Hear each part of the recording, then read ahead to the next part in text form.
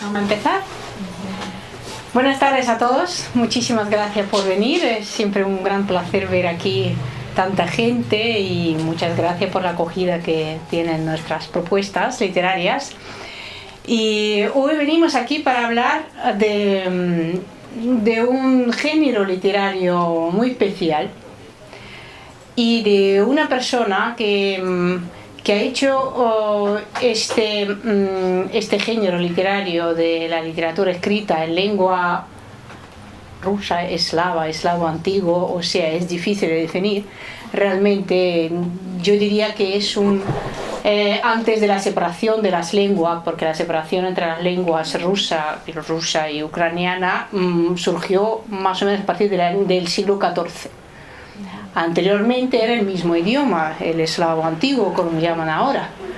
Así que todos hablaban el mismo idioma. Y el periodo en el que se formó este género pertenece precisamente a aquella época en la que todos los eslavos, al menos del este, hablaban el mismo idioma.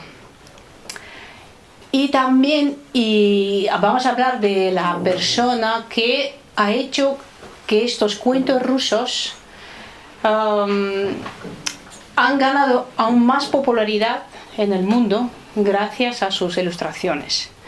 Porque si alguna vez habéis tenido entre manos un libro de cuentos, dicen rusos, pues es muy probable que hayáis visto estas ilustraciones. Pues aquí, por ejemplo, tenemos esta edición del libro del Zorro Rojo, que a mí me gusta mucho, El pájaro de fuego, muy bellamente editado el libro, que tiene estas ilustraciones de Iván Bilibin. Son ilustraciones de principios del siglo XX. Así, muy bonito. La verdad es que yo ya llevo años recomendando este libro y yo creo que ya se lo he regalado a un montón de gente también. Yo también. Sí, porque este cuento, aparte de ser muy bonito, una edición muy cuidada también, que no se abre, no se caen las hojas del libro, que ocurre con muchos libros. Además tiene una traducción magnífica de Joaquín Fernández Valdés, que estuvo aquí el año pasado, que también tuve la oportunidad de presentar, el honor de presentar su libro sobre Yasna Polyana, que es el gran traductor de Guerra y Paz de León Tolstoy y de muchas otras obras de la literatura escrita en lengua rusa, pero en este caso es que el cuento fluye tanto que da muchísimo gusto leerlo y a los niños les gusta, que es lo que a fin de cuentas es lo que queremos conseguir, que los niños lean, que les gustan los cuentos, etc. Bueno, voy a presentar también a nuestra invitada de hoy, que es nuestra estrella de hoy. Gracias. Que es un doble o triple placer por mi parte, porque Irina, en primer lugar, es una persona muy versada en lengua rusa y la literatura rusa también. Es profesora de la Universidad de Sorbonne desde hace muchos años. 20. Ya. Bueno, no quería yo focalizar. Bien. Luego, es también una persona muy próxima a mí porque estudiamos en la misma facultad, compartimos a los mismos profesores, conocimos el mundo de la Facultad de Filosofía y Letras, de ahí de Filología de San Petersburgo, las dos somos de San Petersburgo. Y por último, y es la razón sobre todo por qué está ella hoy aquí, es que ella sabe mucho de Iván Bilibin y no en vano porque es bisnieta de Iván Bilibin, del mismo ilustrador cuyos dibujos vemos aquí en este libro y en muchos otros libros. Así que quién mejor que ella para contarnos, para hablarnos sobre Iván Bilibin y sobre los cuentos que él ha ilustrado también. Antes de darle la palabra, un poquito haré como una pequeña introducción sobre los cuentos para situarnos, ¿no? Lo que es el género del cuento maravilloso ruso. Normalmente de lo que estamos hablando es del cuento mágico y maravilloso ruso. En realidad dio incluso hace creo que un par de años o tres un club de lectura aquí sobre el cuento maravilloso ruso, porque es un género muy especial. Sus orígenes se remontan a lo más antiguo de la humanidad en realidad, porque hay vestigios de este cuento que pues tienen a lo mejor por ejemplo, se podría situar en el año 2000, sobre 2000, 1500 antes de Cristo, e incluso se puede ir más allá, porque realmente los cuentos maravillosos son los primarios. Cuando un cuento tiene un componente mágico maravilloso, suele ser más antiguo que uno que tiene pues, cosas más cercanas a la realidad, por ejemplo, y normalmente está vinculado al mito y al rito, ¿no? A los ritos y a los mitos. ¿Para qué eran necesarios?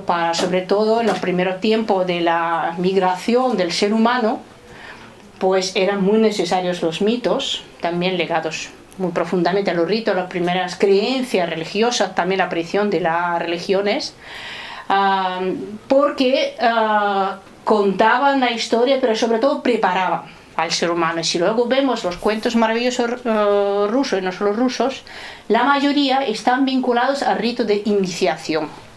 El rito de iniciación que en la historia de la humanidad, en la prehistoria, absolutamente todas las culturas y etnias tenían el rito de iniciación como obligatorio, sobre todo para los niños, pero también para las niñas. Y entonces estos cuentos lo que hacían era preparar al ser humano para el rito de iniciación. Le decía cómo tenía que portarse y qué es lo que podía encontrar en el proceso, ¿no? Cómo superarlo. Entonces, estos cuentos son interesantísimos. En realidad, yo os invito siempre a investigar más, a leer más cuentos. Están muy conectados. La historia del cuento maravilloso es realmente apasionante porque nos traza la historia de la migración humana. Si vais, por ejemplo, hay un proyecto muy grande que se empezó a principios del siglo XX y se llevó a cabo a lo largo de todos estos años y todavía siguen trabajando en él, que es un estudio comparativo de los motivos, de los argumentos, los motivos de todos los cuentos maravillosos de todo el mundo. Y lo que podéis ver, que existe estas bases de datos, están disponibles, al menos en ruso sí que podemos acceder. No sé, creo que en inglés también, no sé si en español estarían accesibles. Accediendo allí vemos, por ejemplo, escogemos un motivo podría ser pues ese, por ejemplo, de un niño abandonado y luego encontrado y luego que vuelve a encontrarse con sus padres, ¿no? Como encontramos en muchas otras historias, el Edipo, por ejemplo, la historia de Edipo, ¿no? Este cuento lo vamos a encontrar en los pueblos de todo el mundo, en Australia, en Canadá y, por ejemplo, en Europa. Y va a ser parecido. Y lo más curioso es que vamos a también poder ver cómo iba la migración humana, porque, por ejemplo, si vemos que ya con los datos de la arqueología, ¿no? Sabemos que el ser humano salió de África, ¿no? Primero, hace pues 150 miles de años. Entonces, y luego primero fue hacia pues, donde está el Egipto, ¿no? Por ahí pasó bordeando hacia el India, luego subió a Siberia y de Siberia, por ejemplo, pasaron a los Estados Unidos, que es ahora, ¿no? Y luego bajaron a América Latina. Pues muchas veces a Europa fueron más tarde, desde África también. Y entonces, por ejemplo, los cuentos de los pueblos, algunos pueblos siberianos, pueden estar conectados a los pueblos de América Latina y sin embargo no tienen nada que ver con Europa, porque la migración humana fue por otro camino. Es muy curioso cómo los descubrimientos arqueológicos lo podemos ver también en la historia folclórica, ¿no? En los cuentos maravillosos. Volviendo a estos cuentos de los que hablamos hoy, lo que nosotros conocemos hoy en día como los cuentos maravillosos rusos lo debemos prácticamente a una sola persona. Hombre, fueron muchos, realmente fue esta ola de interés hacia el folclore, hacia la tradición popular de todos los pueblos que surgió con esta ola también de nacionalismos, ¿no? de la definición imperial, nacional de los pueblos europeos en la primera mitad del siglo XIX. Entonces, con este interés hubo muchas personas, profesores universitarios, profesores de colegios en la provincia, que empezaron a recopilar cuentos. Y realmente la persona que lo recogió, lo reunió todo en Rusia, fue Afanasiev, ¿no? Que se conocen como los cuentos de Afanasiev. Hay muchas ediciones en español también de Afanasiev, que recogió estos cuentos. Fueron unos 30 o 40 años después de que lo hicieran los hermanos Grimm. Bastante más. Perrault lo hizo antes, ¿no? O sea, Perrault, no sé cómo se pronuncia en francés.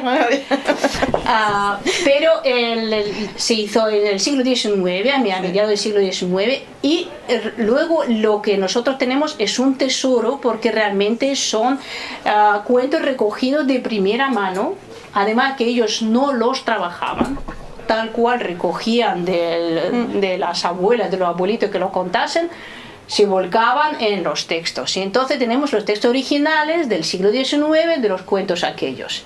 Realmente es un tesoro filológico. Y todo esto está en los cuentos que la verdad es que en todo el espacio de la antigua Unión Soviética, todos los niños, sin excepción alguna, conocían estos cuentos y siguen conociéndolo, porque es lo primero que empiezan a leer cuando empiezan a leerles sus padres. Lo primero son los cuentos, y normalmente son los cuentos maravillosos, que es una tradición, una base de la cultura, realmente de toda la cultura de la Unión Soviética, seguro, y creo que también de la Europa del Este en gran medida, porque compartimos mucho con muchos pueblos eslavos. Volviendo ya al tema de hoy, ya después de esta introducción,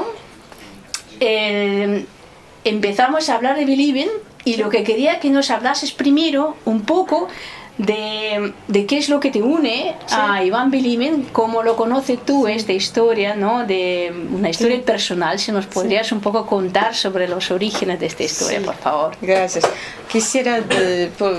Para empezar, quisiera decir gracias a Nina, una amiga de hace muchos años. Gracias por el público que está aquí. Entonces, de hecho, esta es una camisa de la esposa de Bilibin. Aquí no se la ve muy bien, veremos mejor en otras fotos.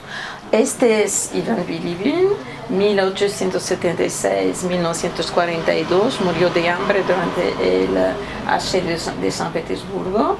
Aquí su esposa, que fue pintora sobre porcelana, Shekatykhina, es un poco difícil, Alejandra Shekotikhina-Potovskaya. Este es mi abuelo, que se llama Mstislav, o sea, Slava, porque Mstislav no es pronunciable. Y aquí, esta soy yo en 1976.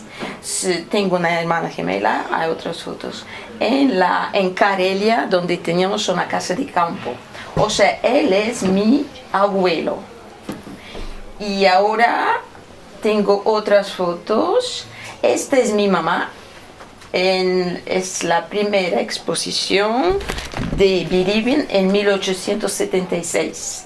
Este es Mstislav, que trabajó como biólogo. No siguió el camino de sus padres porque los dos le dijeron que no querían verle como pintor.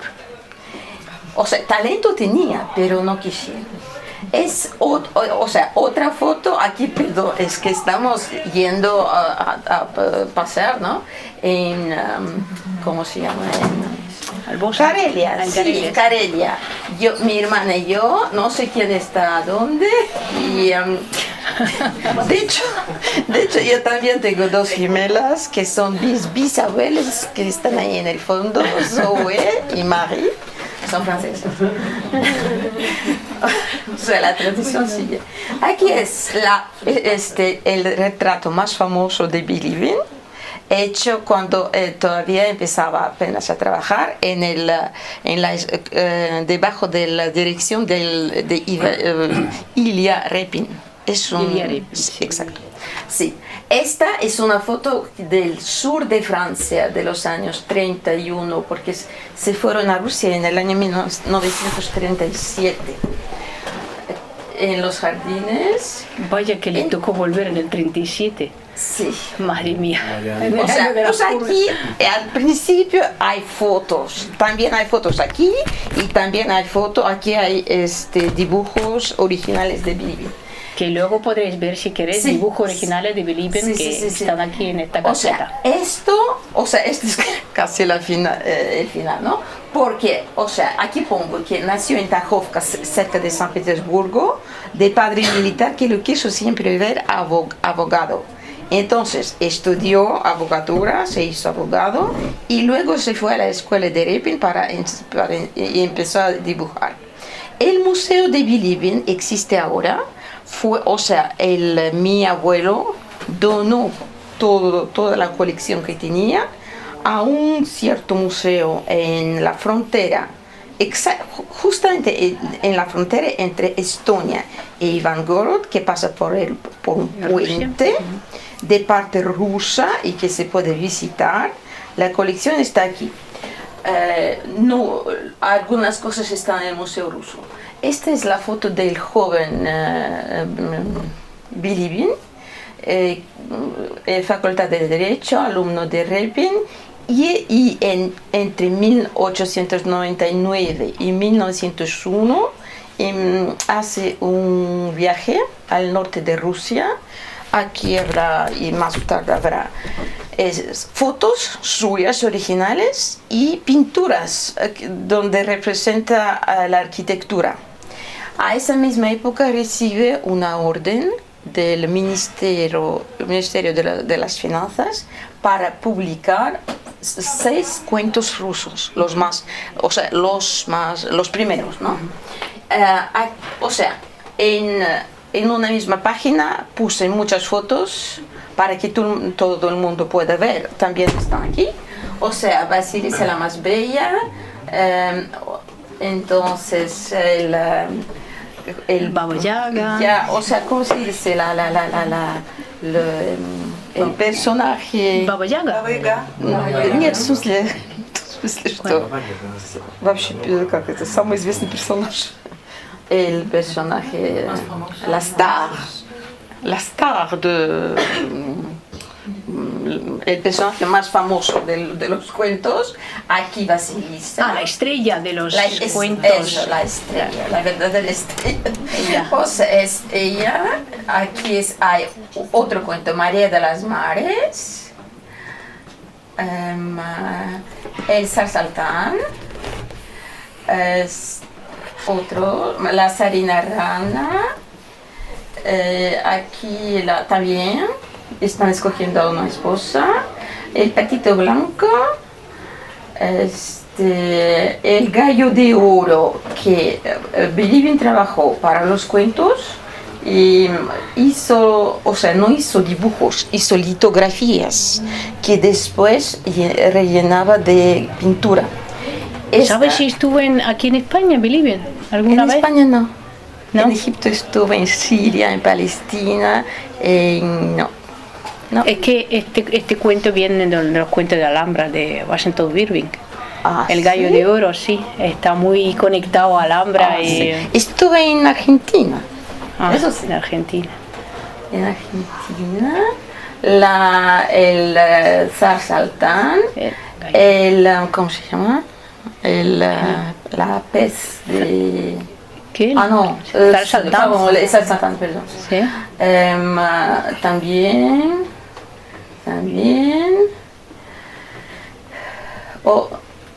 Aquí tenemos el zar Saltán y aquí tengo varios dibujos que ilustran justamente de dónde viene esa idea.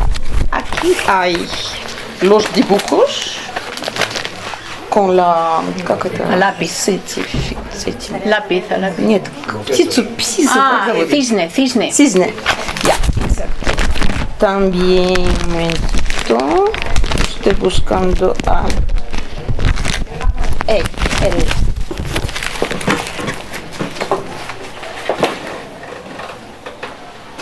Normalmente es la misma figura, pero la perspectiva cambia. Aquí el mar. Y bueno, luego veremos más cosas. El rey frío. El abuelo frío, sí. Sí. Y entonces cuando se va al norte de Rusia, saca fotos, hace esto, por ejemplo, que luego representa en sus dibujos. Kiji, sí. Y los vestidos tradicionales los recoge, los trae y están en el museo. Que hace una labor etnográfica, ¿no? Y justamente, también. Es lo que le encargaron, ¿no? Uh-huh. Estos, no sé si este es realmente del norte, pero ella sí, de Vologda. Hay varios. Y aquí hay pintura litúrgica, el viaje de Boris y Gleb, los dos hijos de Vladimir, que cristianizó Rusia y que fueron santos también. Sí. Esto, Boris y Gleb, es una litografía muy provocadora porque data del 1917 y representa a Boris y Gleb que quieren despertar a Ilya, el gran héroe ruso, legendario, para que libere Rusia de los bolcheviques. Este es el escudo del Banco de Rusia que se utilizó durante el gobierno provisorio y a partir del 1992 por el Banco de Rusia. O sea, estos son los dibujos, o sea, las litografías de color en forma de tarjetas postales, que aquí están los originales, que primero sacó fotos, después dibujó, es el norte. Esto,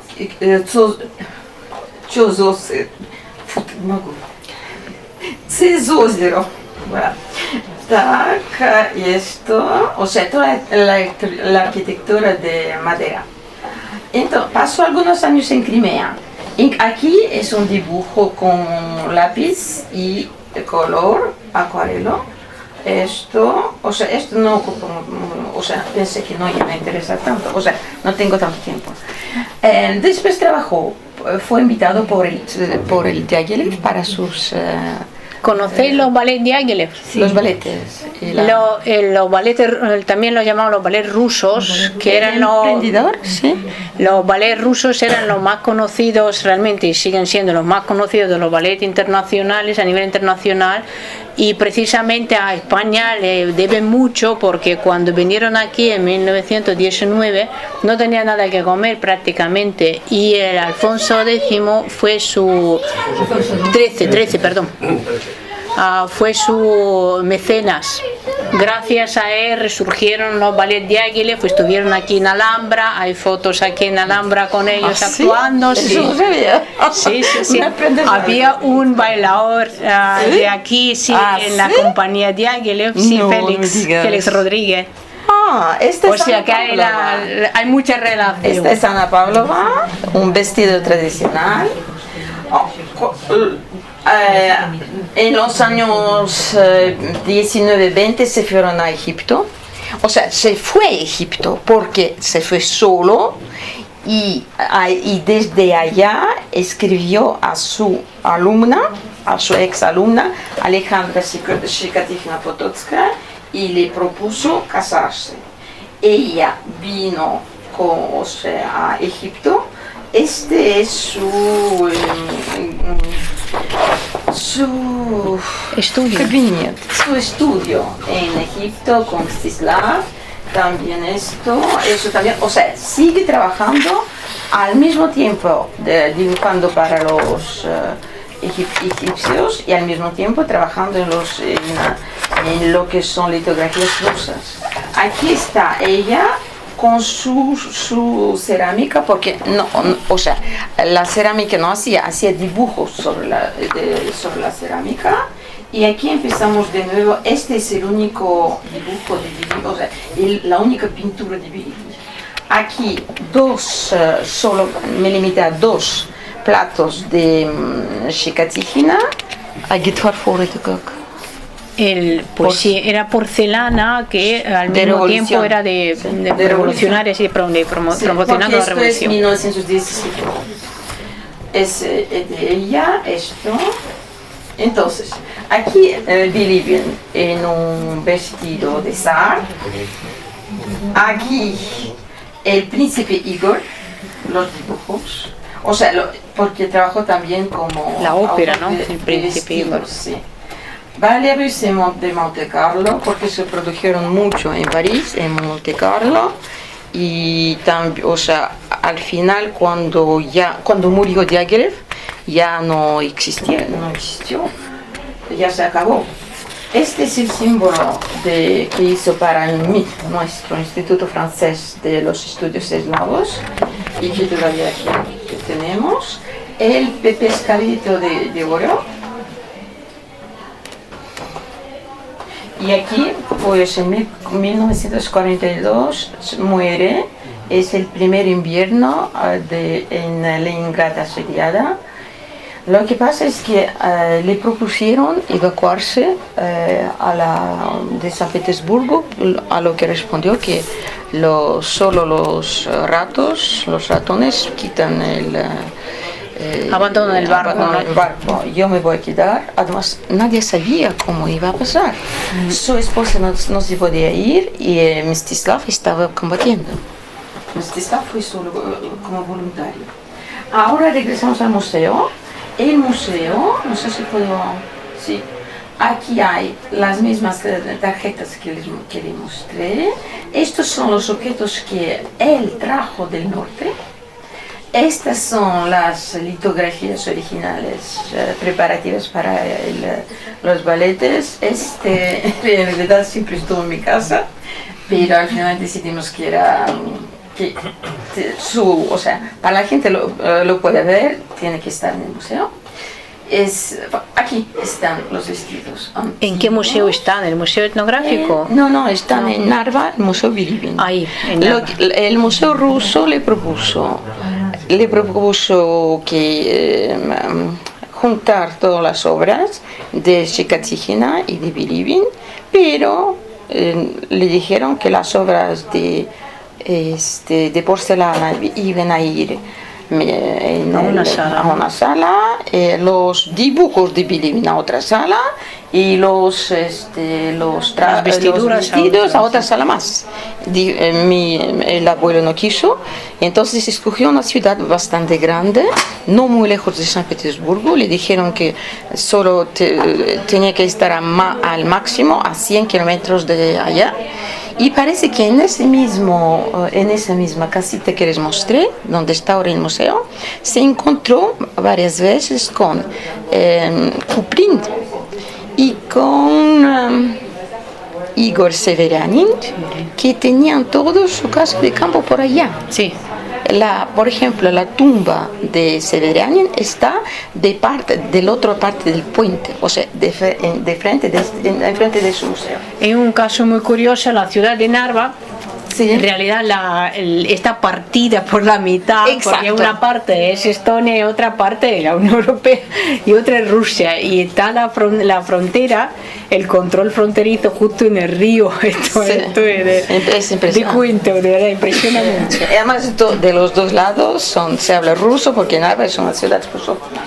Este es el museo, realmente es grande.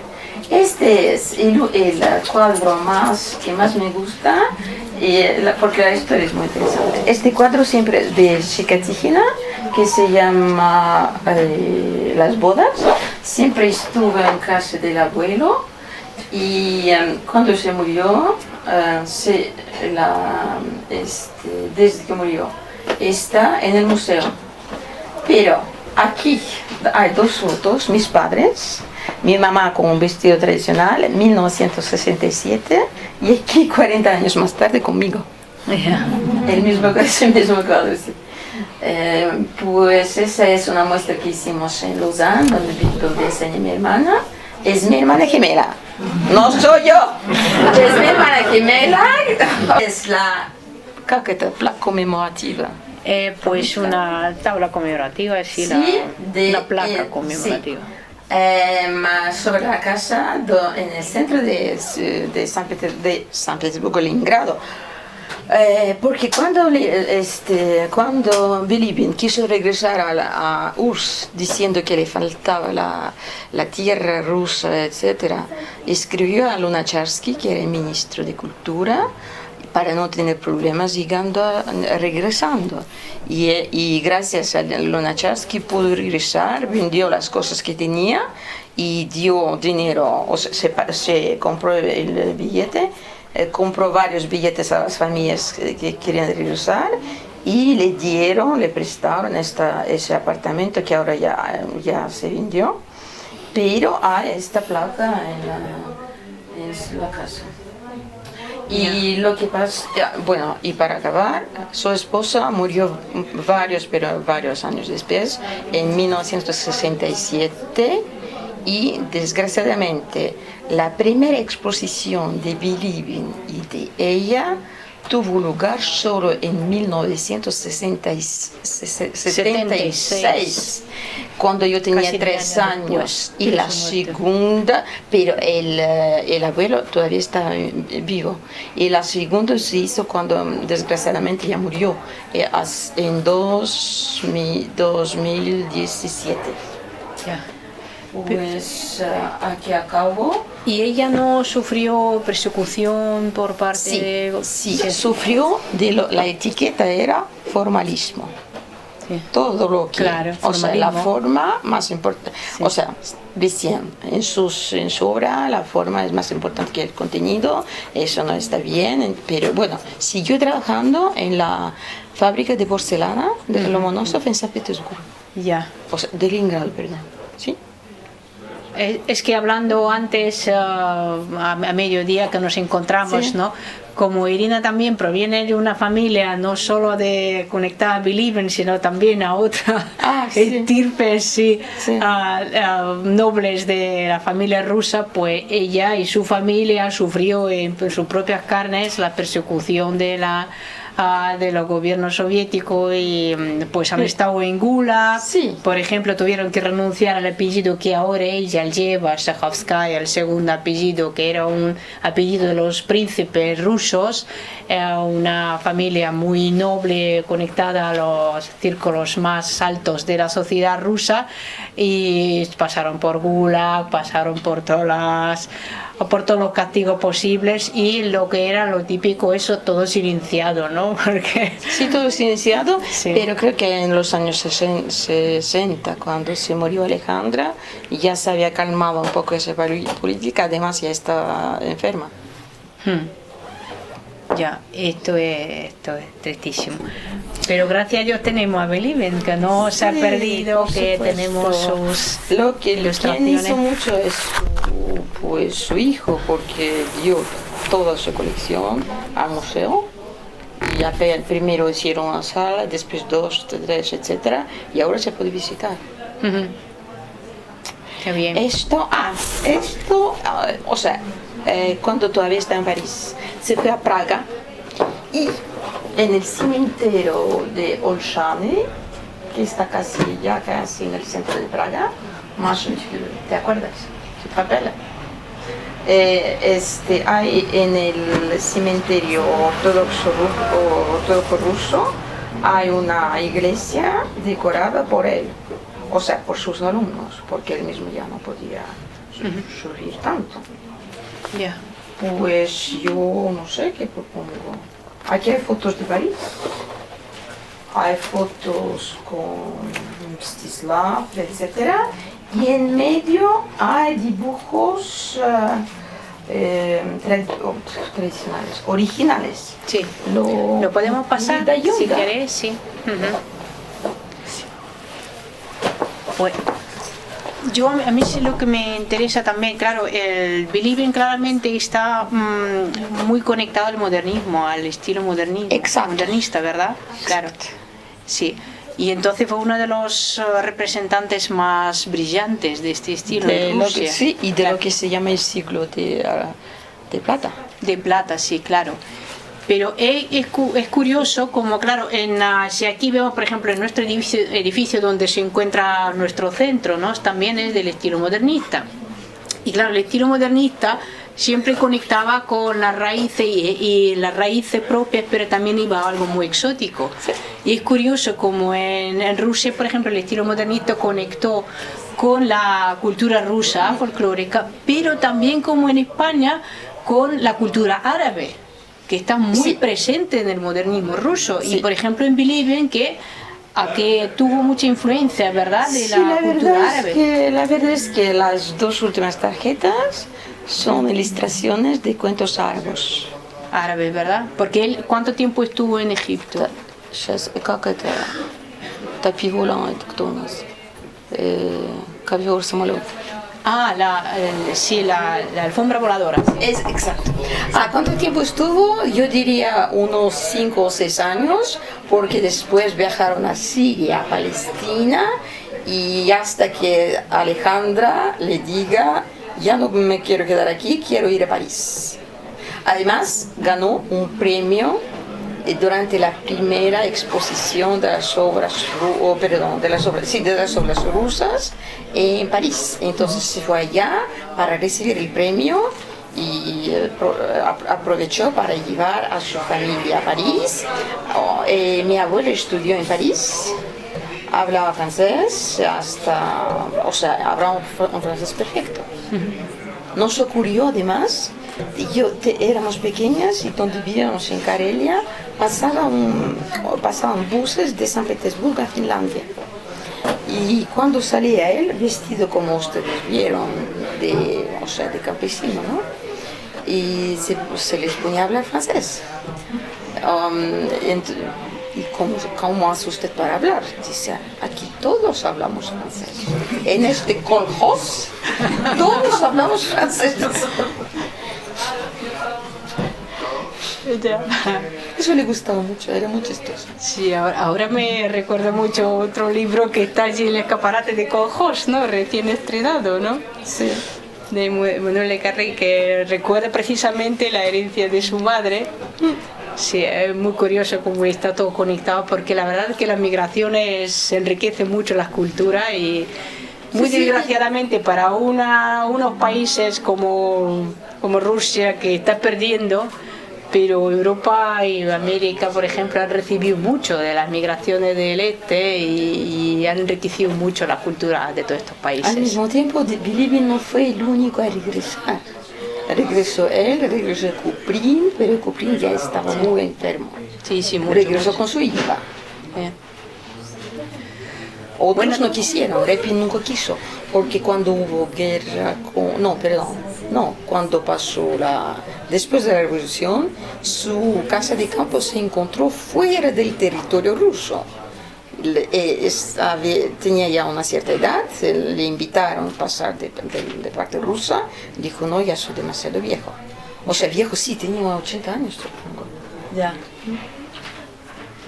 Bueno, ¿tenéis alguna pregunta sobre lo que ha contado Irina? A lo mejor sobre algo de la historia, de la... Varias preguntas. La primera, ¿las litografías coloreaba con acuarela o con témpera? Con gouache. Gouache. Con gouache. Le llamaban, y no sé por qué aquí no apareció, le llamaban mano de hierro, perdón, porque primero hacía, aquí más, control de cajones. La línea, sí, la línea la hacía. Contornos, sí. Los contornos hacía sin nunca interrumpir. Estoy buscando. ¿Dónde están los cuentos? Claro, ¿no? La mano de hierro, porque no le vacilaba nunca la mano, nunca así de llevar la línea. Y podía hacer. ¿Dónde está? Bueno, esa forma la hacía de un solo movimiento. Y después rellenaba de pintura, sí. ¿De gouache? Sí. De gouache. pero los dibujos de Crimea Son de están acuarela. hechos con acuarela y Tinta. Karandash, Ah, lápiz. lápiz, Sí. pero se ve. También quería contar yo una historia. Hace como 20 años, un galerista de aquí, de Granada, me para en la calle y dice, ¿conoces a Bilibin? No. Pero bueno, ha dicho así que había que descifrar qué dice. Sí. Dice que es que me ofrecen una obra de Bilibin a vender en la galería, pero no conozco, es alguien desconocido para mí, no sé ni qué precio poner, ni... Entonces tuve en mis manos Un original de un original de Bilibin. Era una litografía coloreada con gouache. Era cisne, Ah, una ilustración para Zar Saltán. Y dio a alguien para vender, alguien que vivía en Motril. Cuesta ya, qué caro. curioso. Eso lo puedes decir. Eso lo Sí, puedes decir. eso cuesta caro. tiene que ser caro, sí.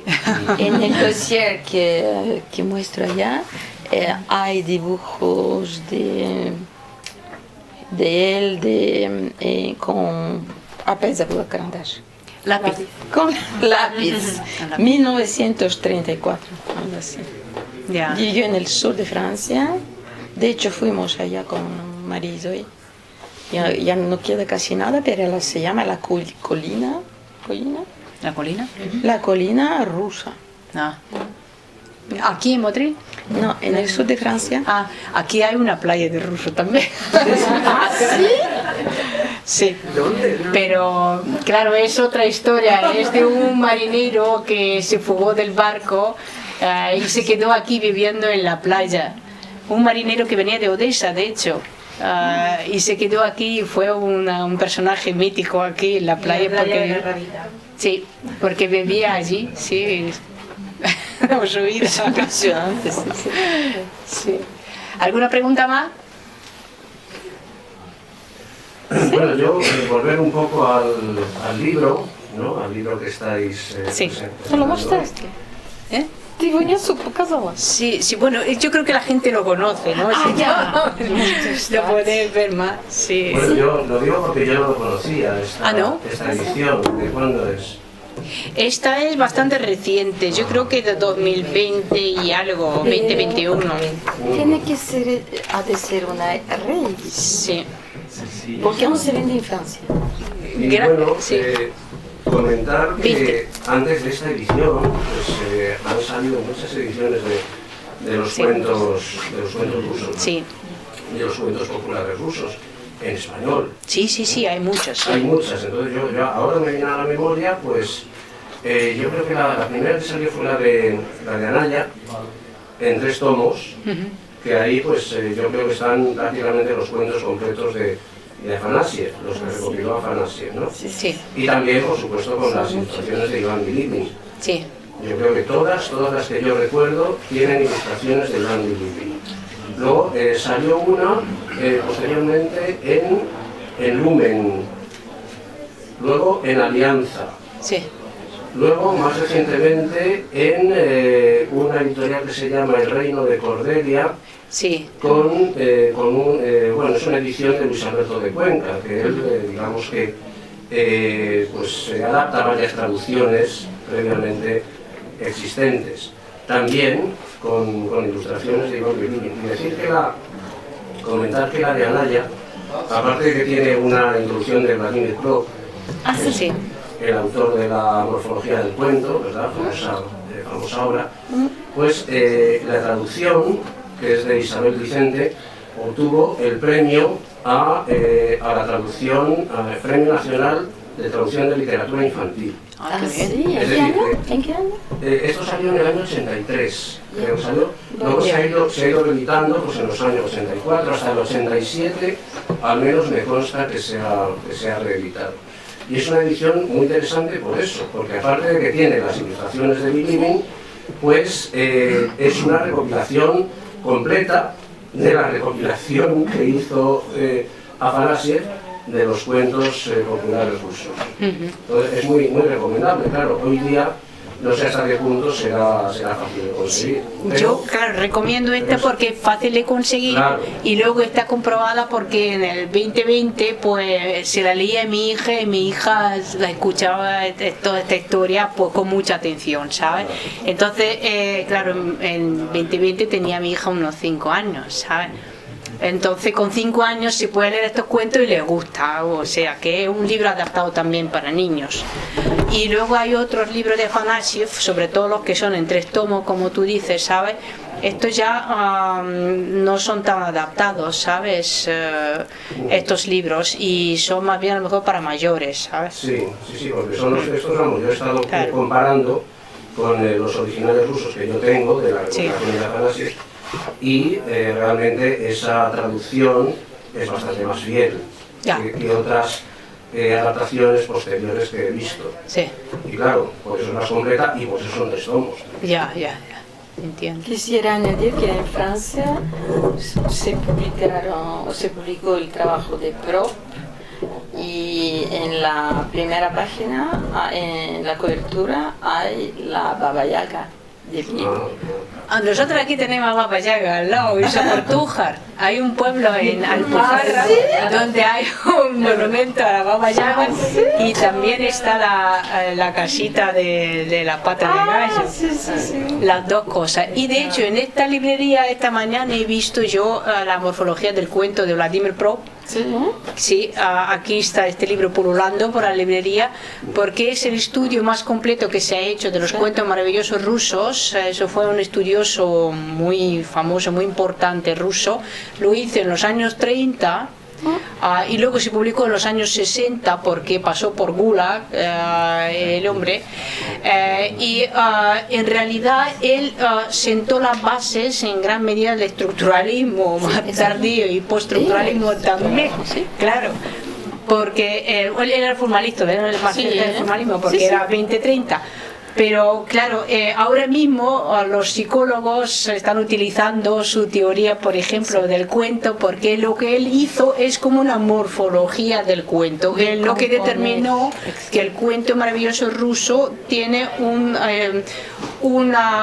número determinado de elementos finito, que siempre se combinan de una lógica también determinada, dependiendo de lo que se quiere conseguir, y él descubrió todo este mecanismo que hay detrás del cuento, porque hay un mecanismo y se puede formar, y además que se utiliza ahora en la psicología porque ayuda a narrar historias. La psicología narratológica utiliza esta teoría de Propp porque con las funciones y los personajes que él describió se puede contar historias. Se utilizan como tarjetas, y tú cogiendo 3 o 4 tarjetas puedes contar una historia, y la gente en la sesión psicológica pues da vuelta.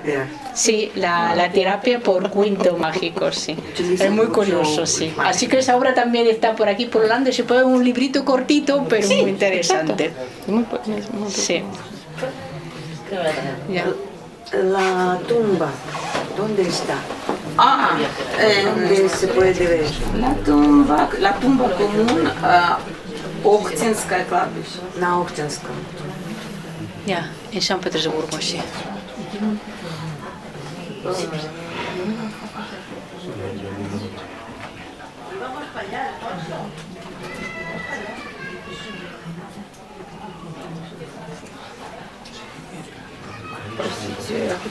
Ya, al final.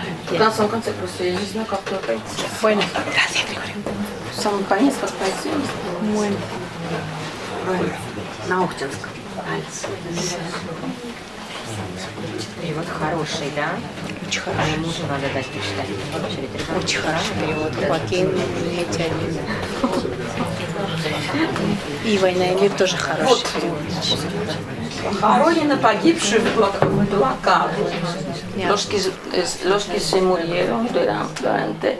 o sea, a los profesores de la Academia de Bellas Artes que se murieron durante el invierno en 1942, el invierno más duro, parece, Sí. según dicen, sí.